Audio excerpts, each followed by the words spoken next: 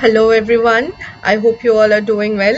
Today I'm going to review the book The Discomfort of Evening by Marieke Lucas Rijneveld. This book has recently won the International Booker Prize, and as soon as I got to know about it, I got this book and I started reading it, and I thought it's worthwhile sharing with you all. So, this book is about death from the perspective of a very young girl. It is based on a farming family. It is based on the countryside of Netherlands. It is something that deals with the topic of death, which is not new, but the way it deals with the topic of death is something really extraordinary, I feel. The novel starts with a setting of a family, a normal family and their evening routine, and the one of the sibling is about to go for skating, and the little girl, the younger sister of that child, wants to go too, but then she stopped because of various reasons, and she wishes that her brother never comes back. And surprisingly, coincidentally, and unfortunately, that wish comes true, and her brother never ends up uh, coming back. He ends up facing death. So this very thought of her brother's death, and that she had wished for her brother's death, actually actually sticks to the child's mind, and that is where the basic problem of all the things, the basic trouble of the child actually begins. It is not just about the death of her brother, uh, or her wish, or her very naive wish of her wanting her brother's death. It is also about how she sees her entire family breaking down and crumbling down in front of her eyes after her brother dies, and how she actually looks into it, and how she actually views it, and how she herself is troubled because of this.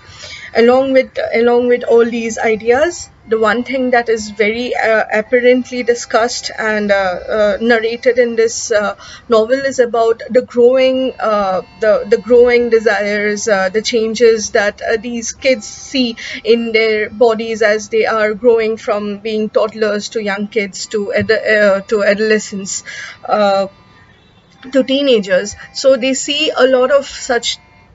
So we see a lot of such changes, physical changes, mental changes, causing a lot of turbulence in the kid's mind, and the very fact that her parents are not available for her, she feels the stark unavailability of her parents, specifically of her mother in her life, and that is something that impacts her entire mental state. And this is how she she there's a number of issues she deals with the absence of her mother. She deals with the absence of her father in her life, despite of them being there. She feels the growing differences between her parents after the brother's death. She sees how everything is depressed, how everything is uncomfortable, and that is how she draws on the line. She draws towards the title. I hope, I'm presuming that this is how she drives at the title of the novel, The Discomfort of the Evening, the Discomfort of Evening, because the novel itself is very is uncomfortable. It is something that's very dark, and it's something that is very gloomy. The moment you read the story, and as it unfolds, the moment you read pages after pages, you'll feel the very depressing, very gloomy environment that is there in the house. Um, Also, she so that very depressing environment actually causes a lot of troubles and turbulence in her in her inner self. as well. She is in the middle. She has a younger sister who is naive, who doesn't know a lot of lot of the things, a lot of the worldly things of adults. And then there is the brother, another. She has an elder brother who has access to a lot of a lot of things that she doesn't, and that she grows between these two, how do I say, these two contrasts of life. And an already troubled mind is more troubled with the idea of death and the fear that she is one day going to lose her mother, who has completely stopped eating. The relationship between their father and the mother is not going to get better because they have stopped behaving like a couple in her mind.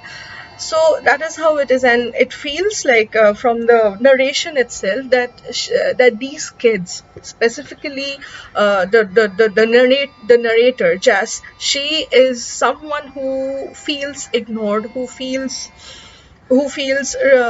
who feels like she does not have enough attention. And she also knows why. She knows that she herself sees her family not overcoming the death of their son, and how you feel death in every death is not that does not end after you lay your family member in the graveyard.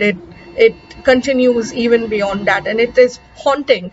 The narration is haunting, and you feel this fear, this entire discomfort in the child. And at one point of time you'd end up feeling sorry for the child, because there's so much of things that's going on in her head, and she can't express it, and she has a lot of physical symptoms for all the psychological troubles that she's facing. But then being from a family who is humble, who is not financially as strong, and who also is faced by a plague attack, does not have that much of a capacity to attend to these needs. And this is how the troubles actually keep getting worse and worse and worse towards the end, and it doesn't get better.